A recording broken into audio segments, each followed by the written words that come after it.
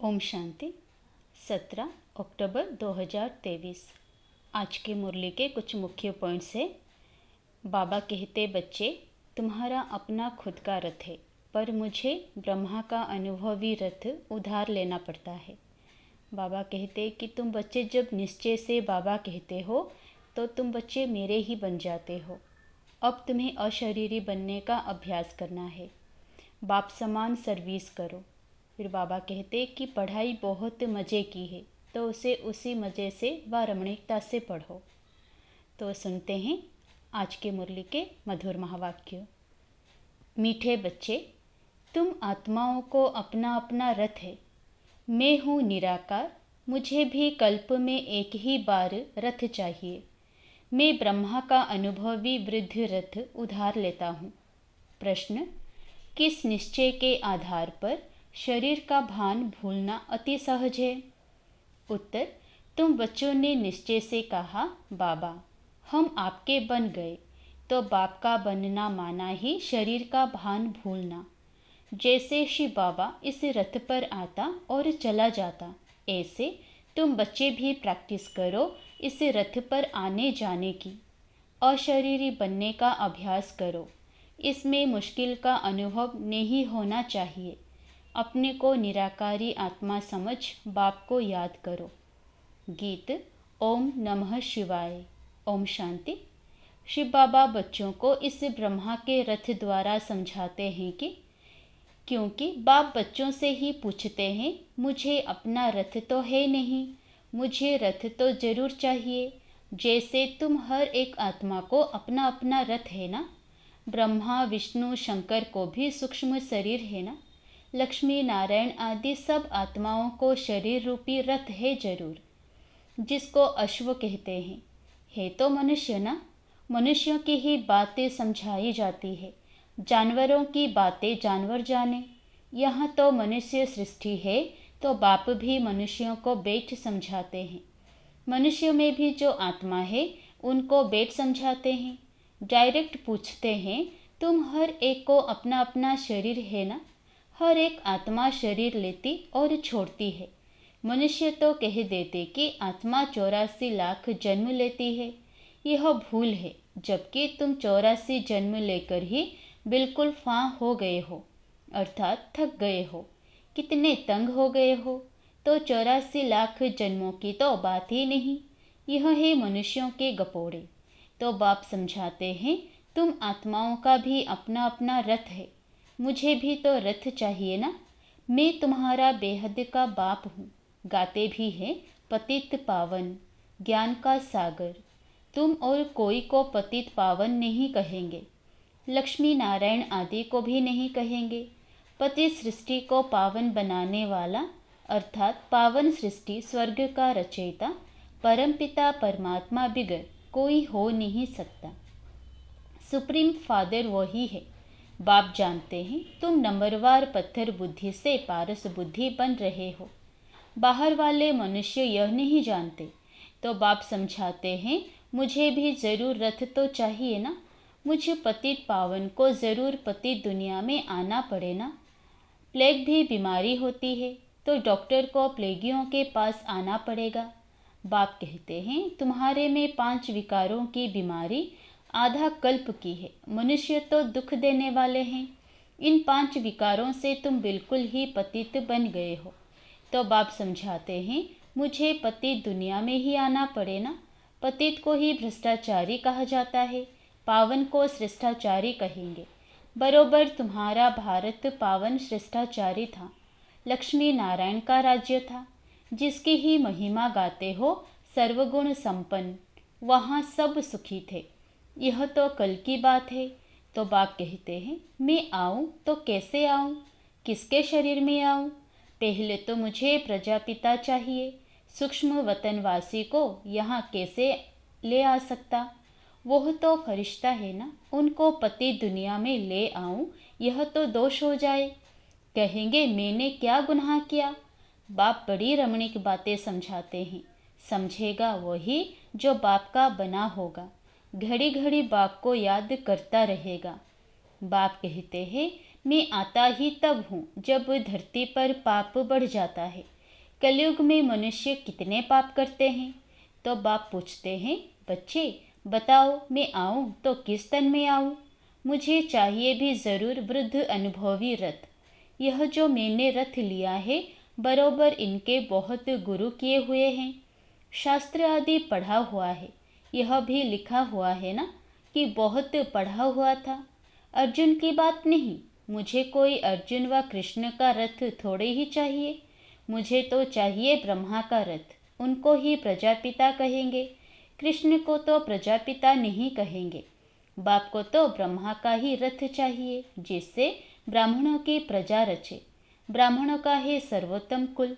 विराट रूप दिखाते हैं ना, देवता, क्षत्रिय, वैश्य, शूद्र। बाकी ब्राह्मण कहाँ गए यह किसी को भी पता नहीं। ऊंचते ऊंच है ब्राह्मणों की चोटी। चोटी हो तभी समझा जाता है कि यह ब्राह्मण है।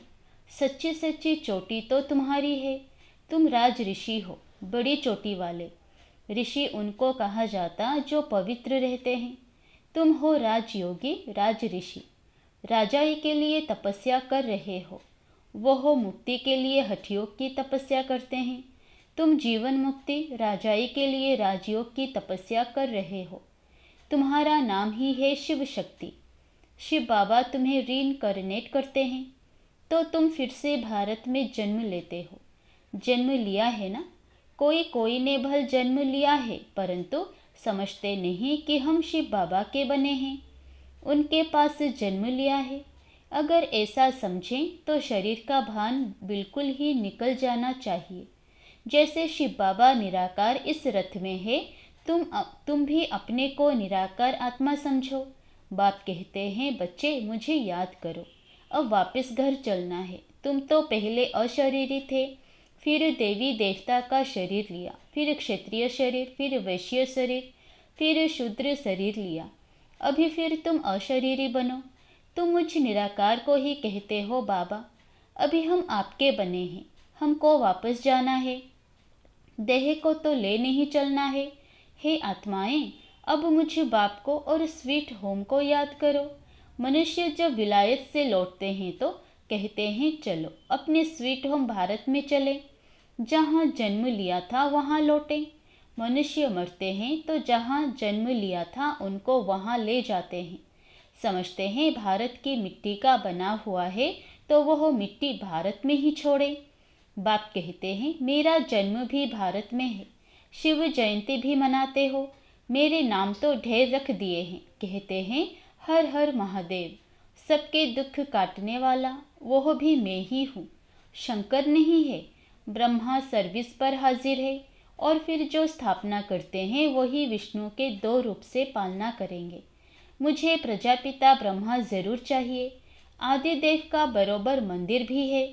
आदिदेव किसका बच्चा है? कोई बताए, उनका बाप कौन था?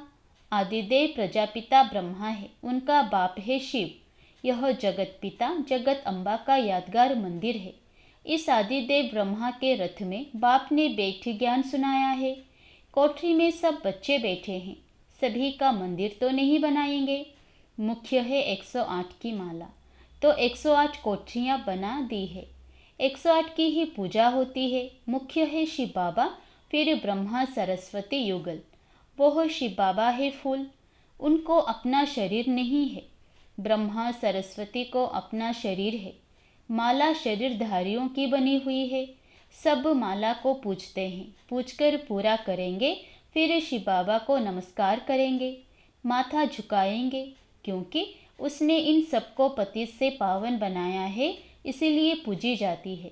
माला हाथ में ले बैठ राम राम कहते हैं। परमपिता परमात्मा के नाम का किसी को पता नहीं है। शिव बाबा है मुख्य, फिर प्रजापिता ब्रह्मा और सरस्वती भी मुख्य है। बाकी ब्रह्मा कुमार कुमारियाँ जो जो पुरुषार्थ करते रहते हैं उन्हों के नाम होंगे। आगे चल तुम सब देखते रहेंगे। जब पिछाड़ी होगी तब तुम यहाँ आकर रहेंगे। जो पक्के योगी होंगे वो ही रह सकेंगे। भोगी तो थोड़ा ठक्का सुनने से खत्म हो जाएंगे। कोई का ऑपरेशन देखने से भी मनुष्य अनकॉन्शियस हो जाते हैं। अभी पार्टीशन में कितने मनुष्य मरे। वो लोग तो गपोड़े मारते रहते हैं कि हमने बिगैर कोई लड़ाई राज्य ले लिया, परंतु मरे इतने जो बात मत पूछो। यह है ही झूठी माया। अभी बाप सच्चा बैठ तुमको इसे सच सुनाते हैं। बाप कहते हैं मुझे रथ तो ज़रूर चाहिए, मैं साजन बड़ा हूँ तो सजनी भी बड़ी चाहिए। सरस्वती है ब्रह्मा मुख वंशावली, वह कोई ब्रह्मा की युगल नहीं, ब्रह्मा की बेटी है। उनको फिर जगदम्बा क्यों कहते हैं? क्योंकि यह मेल है ना, तो माताओं की संभाल के लिए उनको रखा है। ब्रह्मा मुख वंशावली सरस्वती तो ब्रह्मा की बेटी हो गई। मम्मा तो जवान है, ब्रह्मा तो बूढ़ा है। सरस्वती जवान, ब्रह्मा की स्त्री शोभती भी नहीं, हाफ पार्टनर कहला ना सके। अभी तुम समझ गए हो।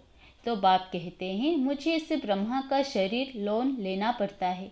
उधार पर तो बहुत लेते हैं। ब्राह्मण को खिलाते हैं तो वह आत्मा आकर ब्राह्मण के शरीर का आधार लेगी। आत्मा वह शरीर छोड़कर आती है क्या? नहीं। यह तो बच्चों को समझाया गया है कि ड्रामा में साक्षात्कार की रस्म रिवाज पहले से नोंद है। यहाँ भी बुलाते हैं। ऐसे नहीं कि आत्मा शरीर छोड़कर आएगी, नहीं, यह ड्रामा में नोंद है। बाप के लिए तो यह रथ नंदीगण है, नहीं तो शिव के मंदिर में बैल क्यों दिखाते? सूक्ष्म वतन में शंकर के पास बैल कहाँ से आया? वहाँ तो है ही ब्रह्मा विष्णु शंकर, और वह युगल दिखाते हैं, प्रवृत्ति मार्ग दिखाते हैं। बाकी वहाँ जानवर कहाँ से आया? मनुष्यों की बुद्धि कुछ भी काम नहीं करती, जो आता है सो कहते रहते, जिससे waste of time waste of energy होती है। तुम कहते हो हम सो पावन देवता थे, फिर पुनर्जन्म लेते लेते हम पतित पुजारी बने हैं। आपे ही पूज्य आपे ही पुजारी। पूज्य और पुजारी कोई भगवान नहीं बनता, उनको थोड़े ही 84 जन्म लेने पड़ते। माया मनुष्यों को बिल्कुल पत्थर बुद्धि बना देती है। हम सो का अर्थ यह नहीं कि हम आत्मा सो परमात्मा है, नहीं। हम सो ब्राह्मण सो देवता बनेंगे, पुनर्जन्म लेते आएंगे। कितनी अच्छी समझानी है। बाप कहते हैं मैंने जिसमें प्रवेश किया है इसने बहुत गुरु किए, शास्त्र पढ़े हैं, जन्म भी पूरे 84 लिए हैं। यह नहीं जानता, हम तुमको इन सहित बताता हूँ। ब्रह्मा को भी बतलाता हूँ, सदैव भी तो सवारी नहीं कर सकता हूँ। ब्रह्मा मुख वंशावली ब्राह्मणों को बतलाता हूँ। मुझे रथ भी चाहिए ना। तुम बच्चे याद करते हो और मैं आता जाता हूँ। मुझे तो सर्विस करनी है, तो श्री श्री शिव की मत से भारत पावन बनता है। नर्कवासियों को श्री श्री का टाइटल देना रोंग है। आगे श्री नाम नहीं था, अभी तो सबको श्री अर्थात श्रेष्ठ बना दिया है। श्री श्री तो है शिव बाबा, फिर सूक्ष्म वतनवासी ब्रह्मा विष्णु शंकर, फिर श्री लक्ष्मी नारायण। यह समझने की बातें हैं।